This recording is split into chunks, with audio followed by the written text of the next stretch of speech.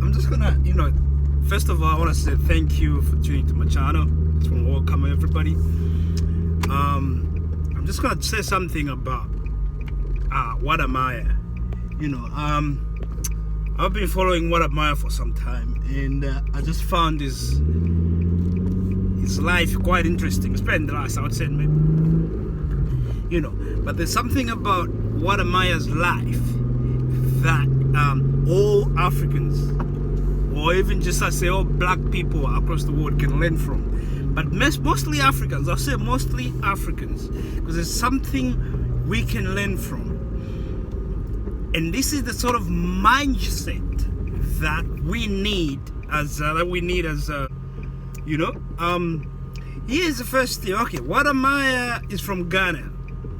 For people that know this, don't know him. The guy's from Ghana. He goes around these days. He's from Ghana. Went to China and then came back to Africa. But when he came back to Africa, he was inspired by what he saw in China, how ignorant people were about Africa, and the only thing people knew about animals, an African kid with flies on the mouth and all that stuff, And he was inspired to say, you know what, I need to show people that that's not the only story out of Africa. There's good cities and there's good people, and not everyone in Africa is starving. Majority of people actually are doing well, and I applaud him for that. But if we go back to how Wade's life started, so let's say he graduates. Kid, when you graduate and your father has a bit of money, the only thing you think of was to go and study abroad, and there's nothing wrong with that. If you got money, hey, go for it. But the way we pick what we have to study when we go abroad is very important, because it says a lot about our mindset. So he graduates. Apparently, initially wanted to go to the UK. For some reason, something happened there. Something to do maybe with his visas, student visas, and all that stuff. It didn't happen. So the next best thing was to go to China. When he went to China, he went and studied aeronautics, engineering. It's great, right? It's good. But then, when you look into the reason why he chose this course, and this is why we say, like in Africa, if you're gonna go abroad, you are doing engineering, medicine, law, and accounting, right? These are like the 4 major courses that everyone wants to study when they go abroad. No one really wants to study something that's different from those 4, because we know in Africa these are the jobs that pay well, and majority of the time when people do these jobs, and this is where it gets interesting, because when you look at what Wode studying aeronautics, is from Ghana. Last time I checked, and this is not an offense to the Ghanaian people, but Ghana doesn't have an airline. So why did Wode go to China and study aeronautics when if he was to go back to Ghana doesn't have an airline? So the intention there was he wasn't going back to Ghana. It's go and study, find a job in China or Europe or the US or somewhere other than Ghana. And that's our mentality. We don't see the opportunities in Africa. We don't see the opportunities that Africa has to offer. But what Wade's experience in China has changed his mindset, and this is why I say that. Because despite him going to China and studying aeronautics, I don't even think Wode now will ever work as an aeronautical engineer, because this is what has happened. In the process, he realized that, his father's 50 acres. Here's what now, or cocoa, whatever they call it. the thing they used to make, you need to make, so his father has 50 acres of cacao, you know, and this is used to make chocolate. And we know Ghana and Cote d'Ivoire, they control about 75% of the world's cocoa supply. But if let's say from the get-go, the right way of thinking for anyone else other than an African could have been that Wode Maya was gonna go to a place like Switzerland to go and study how they make chocolate, you know, so that he can come back and turn and get the chocolate, the cocoa, and turn it into chocolate. So you farm it, you pick it, you process it, and you sell it, you know, and that's how you grow industries, you know. But back then, not only did his father think like that, no, he didn't. The plan was get out of Africa, get out of Africa, get out of Africa, because the grass is greener outside of Africa, apparently. And if you've been outside of Africa, and people in the diaspora, they will agree with me, that is not true. You know, in Africa, actually, you have more opportunities.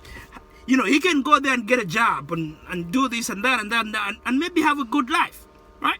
But by him starting this factory, you know, growing cacao, picking it, processing it, and then selling it, not only was he going to create more jobs in Ghana, but also going to make a lot of money for himself, for his family.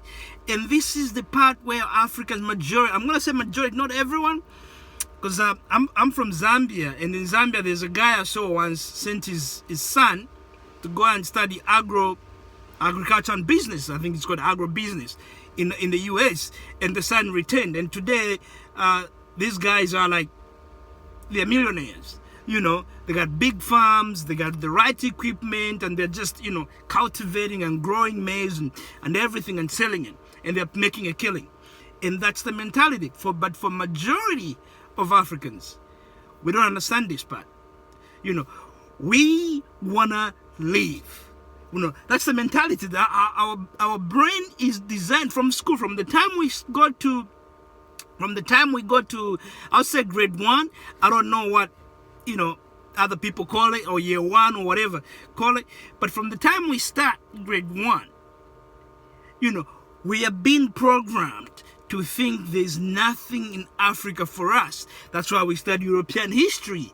We do more European history than we talk about African history. And when we talk about African history, we talk it from a very narrow,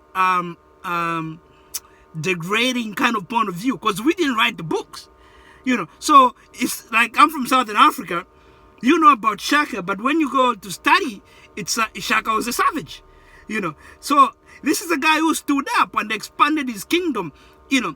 But at the same time, then the next day, we're gonna study something like Alexander, and we're gonna call Alexander the Great, you know. So, but if you look at what Alexander did and what Shaka did, who was, if you want to say greatness or savagery,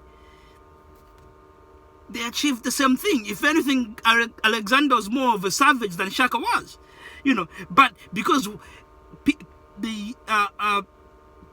Alexander's people tell the story, they sort of uplift him, whereas Shaka's people are listening, they're not telling their story, so Shaka becomes a savage. And I've never understood this. And people, especially where I come from in Zambia, they will fight you if you ever said Shaka was a great man. Not only was he a great warrior, a great leader too, you know, because he empowered his people, you know. They'll fight you because they just believe Shaka is a savage, you know. And from grade 1, so let me just go back. So from grade 1, we have been taught, we have been brainwashed to hate where we come from, to hate our own country. And then they show us all these lovely things and all this stuff in outside of Africa, you know. And our intention from there on is to leave, you know. So in the end, you get all this brain drain, and then we are left with people that are dumb, teaching and becoming president. And then in the end, we start complaining about about, oh, the president did this, the president of this country did this, or my country did this. That's because all the good people, all the people who are intelligent, they've left the continent. So people, when they vote, they have no choice. They have two people who's gonna produce the same results. And that's why we are struggling. But if our mentality was to see the natural resources that we have, the human resource that we have in Africa, if you got money to go and study abroad and in the UK and all that, that's great. But at the end of that, you should be able to pack your bags, head back, and start something. If you want to stay, cool. But it would be nice if we could have even 50% stay, 50% go back, and create something. Because when you spend 4 years, let's say in America, in England, in Australia, and all these places, you learn something. You learn something not only from the education point of view, but you learn something about how people live, having clean streets, having organized, because that's the part where Africans, that's where we have a problem, is being organized, and then when you go back, you look at how this country operate economically, how they create corporations, and why that's important. So when you go back, you shouldn't think small. You're going to think big, but you have an opportunity to teach your friends, but our mindset is not like that. Our mindset is that of, oh, I want to leave. This place is no good for me. This place is terrible. This place is that and that and that. And all these things as everything progresses. But here's what Amaya, thank you. I like the fact that he's come to his senses. He's realized that he's actually sitting on gold. Sitting on gold. So what is, before I saw his video where he talked about, how he's planning on putting up a chocolate factory, so that not just like he can produce chocolate, not just for him, but also for the local farmers, other farmers. And that's what we need in Africa. Africa is the only place in the world where we can have a mine, where we can, grow or dig something up, process it, have a processing plant, then have an assembly plant, and have a finished product without importing anything. Just within Africa, we can be able to do that. The only reason we don't see these opportunities is that because we get brainwashed from the time we are very young. And that needs to change.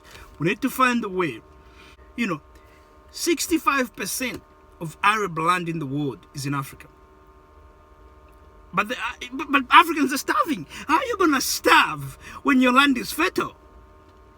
How are you going to starve? That does not make sense. People are living in shanty compounds and starving. What the government should be doing is taking these people and sending them back to the villages and giving them the tools, the knowledge, and the market for them to start growing things. Instead of people, I understand some people that live in these shanty compounds provide labor for factories in the city, but we need to take some of these factories back into the villages. If people grew things in the villages, and there's proper channels, let's say people grew cassava. Cassava has so many products. One of them could be ethanol. But if this happened in the villages, ethanol would be a good money maker for most of the farmers. So those people got money there. The government should put up good housing. The government should put up better loans. They should have some loans to help these farmers. Help these farmers grow. And I want to say, I'll continue. Initially, I just want to start the part with Wode. I just want to thank him for what he's done, for his thinking. I just want to say, keep going, brother. And you're doing great. And everyone is learning from you. And I hope that people's mindsets are starting to change. And Africans in Africa can start looking at Africa view. Because you are sitting on gold. That's what I want everyone to know. You are sitting on gold.